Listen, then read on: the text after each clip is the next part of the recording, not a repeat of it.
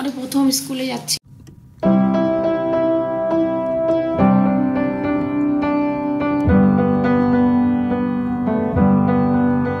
বন্ধুদের সাথে দেখা হবে, পেন্ডিং ওয়ার্কও অনেক আছে। কালকে তো পিটিএম, কালকে মনে দেখাতে পারবো। ওখানে দুটো চাষ আছে।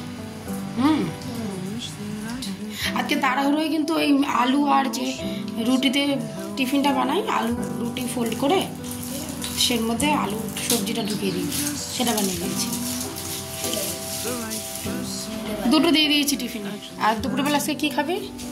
সোয়েটারটা পরে যায়, ভুলে গেলি তো। রাধে রাধে, কেমন আছো তোমরা? আমি টুম্পা, দ্য কুন্ডু ফ্যামিলি চ্যানেলে আরেকটি নতুন ভিডিওতে তোমাদের স্বাগত জানাই। টাটা। আমরা সকাল সকাল উঠে যাই, কিন্তু যে টাইমিংয়ে ব্যাপারটা থাকে সেগুলো থেকে তো অনেকদিন অনভ্যস্ত ছিলাম।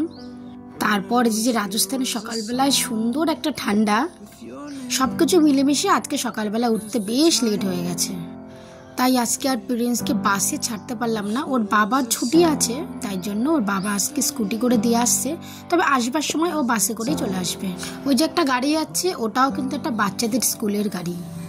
প্রায় 8 থেকে 10টা স্কুলের বাস আসে এখানে, এই জন্য আমাদের আর কষ্ট করে স্কুলে দিয়ে আসতে হয় না। কয়েকদিন ভীষণ মশলাপাতি খাওয়া হয়েছে, তাই আজকে রান্না করলাম ফুলকপি দিয়ে আর আলু দিয়ে পাতলা করে মাছের ঝোল। তবে এই ঠান্ডার মধ্যে এটা কিন্তু একটা বেস্ট খাবার। আর সঙ্গে করলাম একটু উচ্ছে দিয়ে আলু দিয়ে ভাজা, আর দুপুরে খাবার পাতে স্যালাড তো থাকবেই।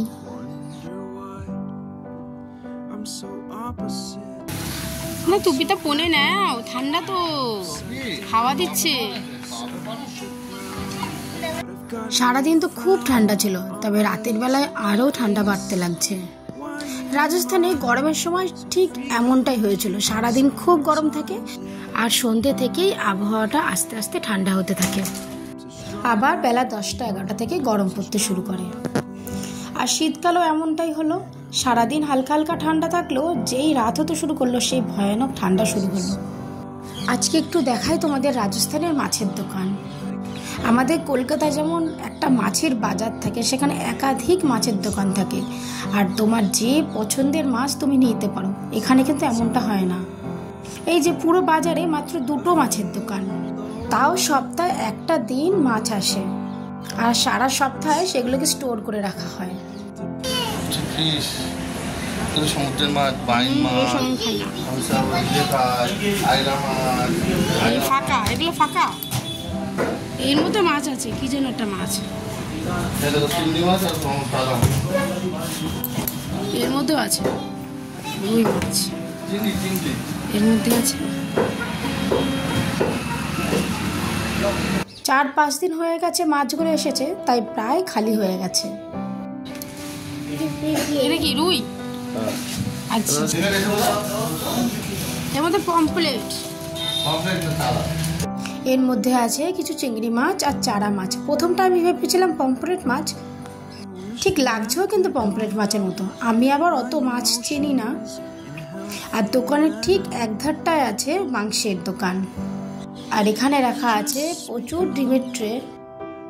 আমাদের কলকাতার বাজারে গেলে যেমন তুমি 100 গ্রাম হোক, 250 গ্রাম কিংবা 500, 1 কেজি যেমন চাইবে তেমন ওজনের মাছ পেয়ে যাবে, কিন্তু এখানে তেমনটা হয় না। এখানে একটা নির্দিষ্ট মাছ তুমি তুলে রাখবে, সেই মাছটা যতটাই ওজন হয় সেই মাছটা পুরোটুকুই তোমাকে নিতে হবে।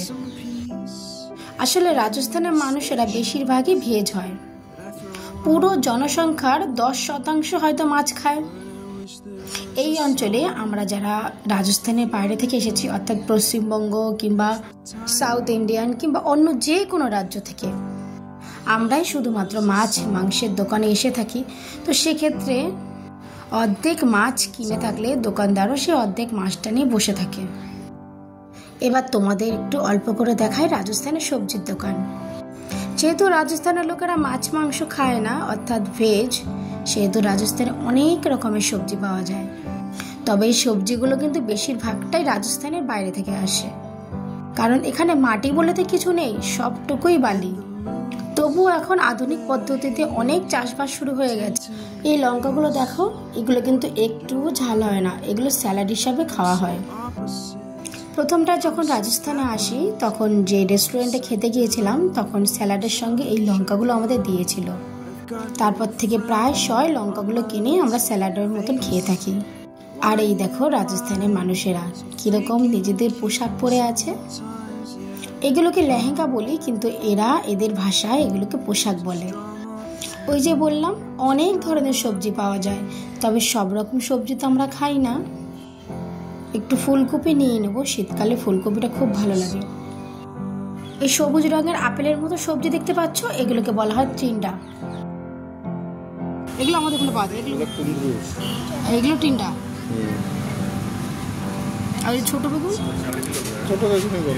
ওইগুলো তো আমি দেখি না আমাদের এখানে 3 রকমের বেগুন রয়েছে। যে বড় বড় কালো বেগুনগুলো সেগুলো তো আমি খাই, ওগুলোর সাথে ভালো করে পরিচিত। কিন্তু বাকি বেগুনগুলোকে দিয়ে এরা খুব সুন্দর ঝাল তৈরি করে, তবে সেই রেসিপি আমার জানা নেই।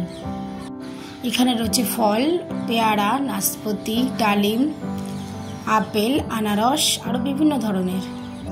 তবে আপেল এখন খুব সস্তা।